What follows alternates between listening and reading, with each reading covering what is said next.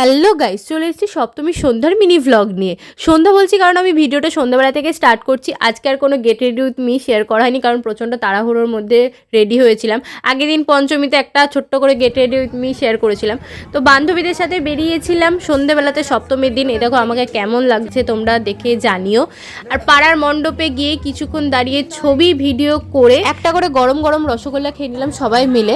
একটা মামার জন্মদিন ছিল, তো সেই মামাই খাওয়াচ্ছিল। তো তারপর আমরা জানি না আমরা কোথায় যাব, আমরা সেরকম আগে থেকে প্ল্যানও করিনি। জাস্ট ফোন করে কথা হলো, চ বেরোবো, একসাথে বেরোচ্ছি, ব্যাস এরকমই বেরিয়ে গেছি আর কি। কোথায় যাব না যাব কিছুই জানি না। দেখো একটুখানি স্টাইল মেরে ছবি, মানে স্টাইল না, মানে ভিডিওগুলো পরে তো আবার পোস্ট করতে হবে। এটাকে শর্টসে আমি আর একটা ভিডিওতে পোস্ট করতে পারবো যখন আমার ভিডিও থাকবে না। তো সেই জন্য আর কি ছবি ভিডিও ভালো মতন তুলে নিয়েছিলাম। তারপরে দেখো বেরিয়ে গেলাম। আমাদের পাড়ার প্যান্ডেলটা পুরোটা তো তোমাদেরকে আমি দেখিয়েছি আগে ভিডিওতে। তো ষষ্ঠী দিনের ভিডিওটা এখনও পর্যন্ত দিইনি। ষষ্ঠীর দিনে বড় ভিডিও করেছিলাম, তো সেটা একটু এডিট করতে টাইম লাগবে। তো সেই কারণে এখন সপ্তমীটাই আগে পোস্ট করে দিচ্ছি, ষষ্ঠীটা পোস্ট করব কদিনের মধ্যে আমি পোস্ট করব। তো আমাদের বেশি ঠাকুর সেদিনকে দেখিনি, সব ঠাকুর দেখা কমপ্লিট হয়নি। ওই কয়েকটা টুকটাক দেখেছিলাম কাছে পেটে। আর কি কি ঠাকুর দেখেছি, কবে কি কি ঠাকুর দেখেছি সেটা তোমাদেরকে আমি পরে একটা করে ঠাকুর, একটা করে প্যান্ডেলের ভিডিও আমি পরে আস্তে আস্তে তোমাদের সঙ্গে শেয়ার করব।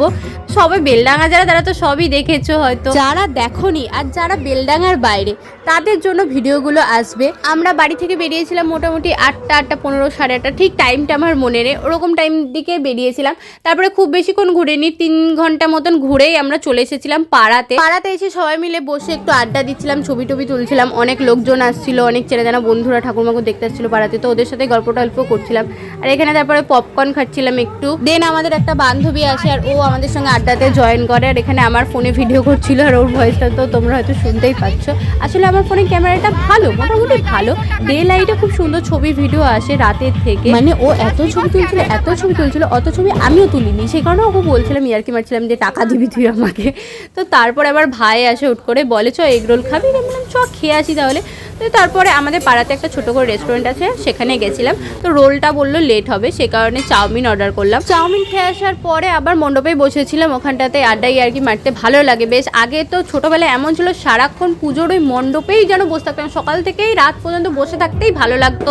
দুপুরবেলা খেতে আসতেও বাড়িতে ইচ্ছা করতো না এমন। আর এখন সেরকম বসে থাকা হয় না, বসে থাকতে ভালোও লাগে না, কিন্তু এই রাত্রের বেলা এই টাইমটা অনেক লোকজন থাকে, তো সে কারণে আর কি বসে থাকি। তারপরে আসার পরে দেখছি বান্ধবীরা স্প্রাইট এনেছে, আর তারপরে ভাইও আনলো ক্যাম্পা। সেটা খেতে আর এখানে বাচ্চাদের সব নাচ দেখতে আমার সপ্তমীর মিনি ভ্লগ এখানে শেষ করলাম। বাই।